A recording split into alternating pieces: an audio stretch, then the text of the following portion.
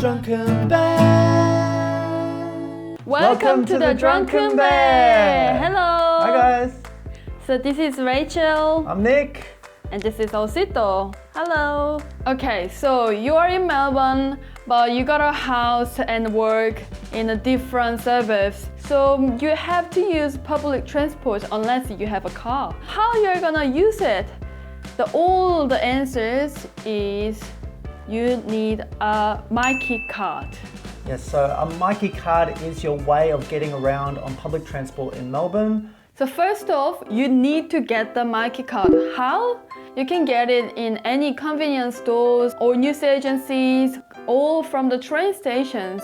So you ask for Myki card and they will charge you $6 for the card, and you have to top up some money for getting the Myki card. So it's a bit annoying because you can't just get the card, you have to top up some money too. But that card is so convenient because you can use it for buses, trains and trams. One good thing about using trams in the CBD is that it is free.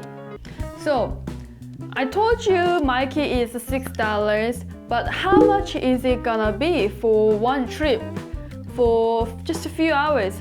Let's say 2 hours, it's $3.90. And for a whole day, it's gonna be $7.80. But that means you can use your Myki card for anything, like trams, buses, trains, like no matter how much you use the card for a day, it will only cost you $7.80.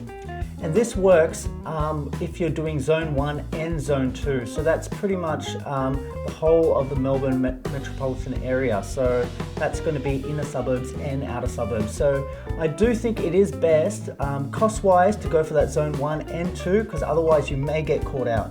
If you only goes to Zone 2, then you can just buy a Myki card for Zone 2 and it will be way cheaper. Daily is $7.80, but it's a bit pain in the neck, you top up every day and it's quite expensive. Then you can buy weekly, monthly, yearly.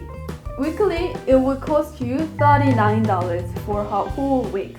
And if you buy monthly, I usually buy 28 days, that's gonna be $131. That is way cheaper than weekly and daily. So you can save up some money by putting a bit more money into the Myki card. One of the interesting things about Melbourne transport is that it's got a very tricky part of it, which is Myki officers. Yes, so Myki officers will come onto the trams, trains and buses, and sometimes they will also be in plain clothes as well too, so trying to catch out people who don't have their Myki card or who don't have Myki money on there. So or even who didn't just touch on. Yeah, so if you forget to touch on or touch off, and that's probably one of the most important things about Myki, you always have to remember to touch on and off. However, this is where things get a little bit tricky. On trams, you do not have to touch off. So if you haven't touched on and you have a Myki officer tries to talk to you, in that case, you will get fined unless you have a reasonable excuse. You can't get a refund for the card when you go back to your own country. That's a bit a bit different to other countries, I guess. But yeah, you should keep it as a souvenir, I guess. Yeah, so definitely don't lose that Myki card because it's $6 a pop.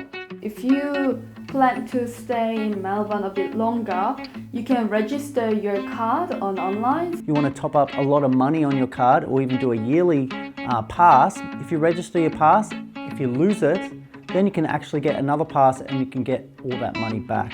Whereas if you don't register your pass and you lose your pass, then someone's going to have a pass with a lot of money on it. Jackpot for them. Jackpot for them, absolutely. Yeah.